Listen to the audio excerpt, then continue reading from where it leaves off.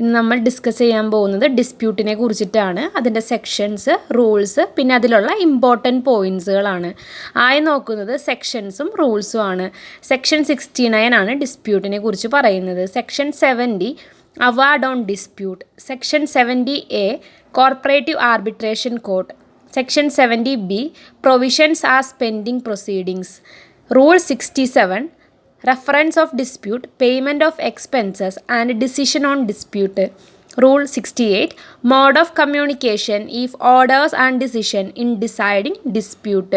ഇത്രയുമാണ് ഡിസ്പ്യൂട്ടായിട്ട് ബന്ധപ്പെട്ടിട്ടുള്ള സെക്ഷൻസും റൂൾസും.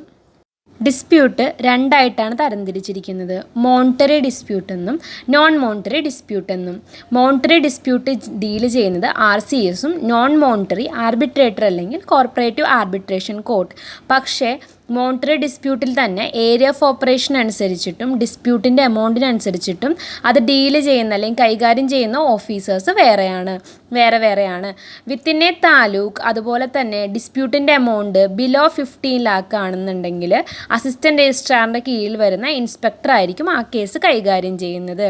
Within a taluk dispute amount 15 lakhs to 25 lakh. Within a താലൂക്കിൻ്റെ അകത്ത് തന്നെ ഡിസ്പ്യൂട്ട് എമൗണ്ട് 15-25 ലക്ഷത്തിനും ഇടയിലാണ് വരുന്നതെങ്കിൽ അസിസ്റ്റൻറ്റ് രജിസ്ട്രാർ. അടുത്തത് above a taluk or a district full, അതായത് ഒരു താലൂക്കിന് മുകളിലും അല്ലെങ്കിൽ ഒരു ഡിസ്ട്രിക്റ്റ് മൊത്തത്തിലുമാണ്. അതുപോലെ തന്നെ ഞാനിവിടെ കൊടുക്കാൻ വിട്ടുപോയതാണ്.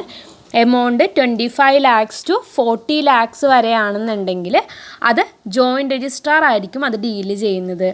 Above A district or overall state, ഒരു ഡിസ്ട്രിക്റ്റിന് മുകളിലും സ്റ്റേറ്റ് മൊത്തമായിട്ടാണ് എമൗണ്ട് പക്ഷെ 40 ലക്ഷത്തിന് മുകളിലാണെന്നുണ്ടെങ്കിൽ RCS ആയിരിക്കും ആ കേസ് ഡീല് ചെയ്യുന്നത്.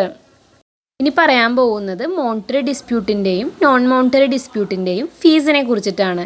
മോണിറ്ററി ഡിസ്പ്യൂട്ട് എങ്ങനെയാണ് ഫീസ് കണക്കാക്കുന്നതെന്ന് വെച്ചിട്ടുണ്ടെങ്കിൽ ഓരോ 10 രൂപക്കും 50 പൈസ എന്ന നിരക്കിലാണ് മോണിറ്ററി ഡിസ്പ്യൂട്ട് കണക്കാക്കുന്നത്. മിനിമം 200, മാക്സിമം 2000 എന്ന് വെച്ചിട്ടുണ്ടെങ്കിൽ മോണിറ്ററി ഡിസ്പ്യൂട്ടിൻ്റെ ക്ലെയിം എമൗണ്ട് 1 lakh താഴെയാണെങ്കിൽ മാക്സിമം 2000, 1 lakh മുകളിലാണെങ്കിൽ മാക്സിമം 5000 രൂപയുമാണ്.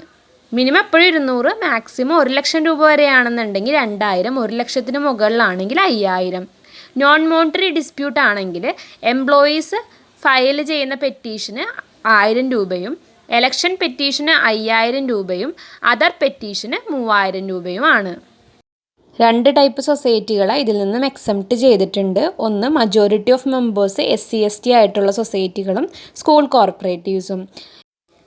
ഇനി റൂള് 67 ആണ് നോക്കാൻ പോകുന്നത്. Reference of dispute, payment of expenses, decision of dispute. ഒരു ഡിസ്പ്യൂട്ട് റെഫർ ചെയ്യേണ്ടത് ഇൻ റൈറ്റിംഗ് ആയിട്ടായിരിക്കണം. അതൊന്നുമില്ലെങ്കിൽ RCSന് അല്ലെങ്കിൽ ആർബിട്രേഷൻ കോർട്ടിന് അല്ലെങ്കിൽ ആർബിട്രേറ്റർക്ക്. മോണിറ്ററി ഡിസ്പ്യൂട്ടുകളാണെങ്കിൽ RCSനും, നോൺ മോണിറ്ററി ഡിസ്പ്യൂട്ട് ആണെങ്കിൽ ആർബിട്രേഷൻ കോർട്ട് അല്ലെങ്കിൽ ആർബിട്രേറ്റർക്കും ആയിരിക്കും പോകുന്നത്. രജിസ്ട്രാർക്ക് അല്ലെങ്കിൽ ആർബിട്രേഷൻ കോർട്ടിന് അല്ലെങ്കിൽ ആർബിട്രേറ്റർക്ക് എല്ലാ പാർട്ടീസിനെ വിളിച്ചു വരുത്തുവാനും എല്ലാ ബുക്സ് ഓഫ് അക്കൗണ്ട്സിൻ്റെ പ്രൊഡക്ഷനും വേണ്ടിയിട്ട് ആവശ്യപ്പെടാവുന്നതാണ്. ഇങ്ങനെ എല്ലാ പാർട്ടീസിനെയും വിളിച്ചു വരുത്തുന്ന സമയത്ത് ഏതെങ്കിലും ഒരു പാർട്ടി വന്നില്ല എന്നുണ്ടെങ്കിൽ വന്നിരിക്കുന്ന പാർട്ടിക്ക് ഫേവറായിട്ട് ഡിസിഷൻ എടുക്കുകയുള്ളൂ. ഈ ഡിസിഷൻ എല്ലാവരെയും രജിസ്റ്റേർഡ് പോസ്റ്റ് വഴി അറിയിക്കുന്നതാണ്. ഇനി നോക്കാൻ പോകുന്നത് section 70 awards on dispute. Registrar അല്ലെങ്കിൽ ആർബിട്രേഷൻ കോർട്ട് ഡിസ്പ്യൂട്ടുമേലിടുന്ന തീരുമാനത്തിനെയാണ് അവാർഡ് എന്ന് പറയുന്നത്. ഒരു കേസിൻ്റെ റെഫറൻസ് കിട്ടി 1 വർഷത്തിനുള്ളിൽ വേണം അവാർഡ് പാസ് ചെയ്യാൻ. ഇങ്ങനെ വരുന്ന അവാർഡുമേൽ അപ്പീൽ പോകാവുന്നതാണ്. ട്രിബ്യൂണലിലോട്ടാണ് അപ്പീൽ പോകുന്നത്. ട്രിബ്യൂണലിൻ്റെ തീരുമാനമായിരിക്കും ഫൈനൽ എന്ന് പറയുന്നത്. അതുപോലെ തന്നെ ഈ അവാർഡ് എല്ലാ പാർട്ടികളെയും രജിസ്റ്റേർഡ് പോസ്റ്റ് വഴി അറിയിച്ചിരിക്കേണ്ടതാണ്.